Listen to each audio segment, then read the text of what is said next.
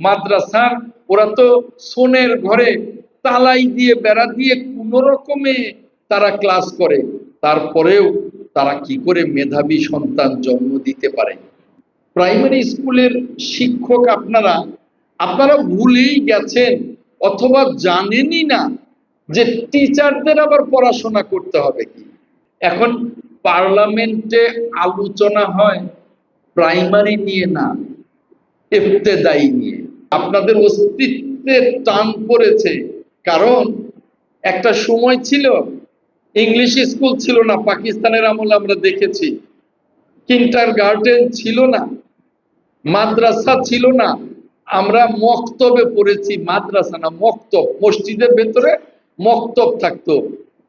এই প্রাইমারি থেকে হাই স্কুলে যেত, হাই স্কুল থেকে ইউনিভার্সিটিতে যেত। এখন কিন্তু আস্তে আস্তে প্রাইমারি শিক্ষাটা এত নিম্নমানের হয়ে গেছে, এটা বিলুপ্তির পথে চলে যাচ্ছে। তাহলে অস্তিত্ব টান পড়েছে না? আস্তে আস্তে বিলুপ্তির দিকে চলে যাচ্ছে।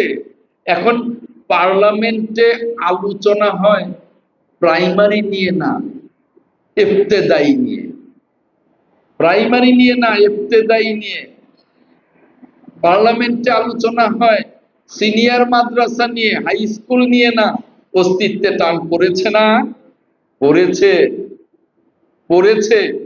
কাজেই ভুলে যান আপনার বিল্ডিং কি আছে, কই মাদ্রাসার ওরা তো সোনের ঘরে তালাই দিয়ে বেড়া দিয়ে কোন রকমে তারা ক্লাস করে, তারপরেও তারা কি করে মেধাবী সন্তান জন্ম দিতে পারে? তাদের ছাত্র ছাত্রীরা এরপরের স্টেপে যায়, কলেজে যায়, ইউনিভার্সিটিতে যায়।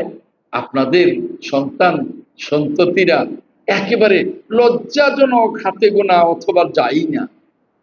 অতএব আমি বলবো না যে সরকারের বেতন নেন, ঠিক মতো লেখাপড়া করান, তা বলবো না। বলবো আপনাদের উপরে জাতির অনেক দায়িত্ব আপনাদের কাঁধে। আমাদের প্রাইমারি স্কুলের শিক্ষক আপনারা আপনারা ভুলেই গেছেন অথবা জানেনই না যে টিচারদের আবার পড়াশোনা করতে হবে কি। হ্যাঁ, একটা ছাত্র প্রাইমারি, সে যদি বাড়িতে 1 ঘন্টা পড়ে, আপনাকে 4 ঘন্টা পড়তে হবে।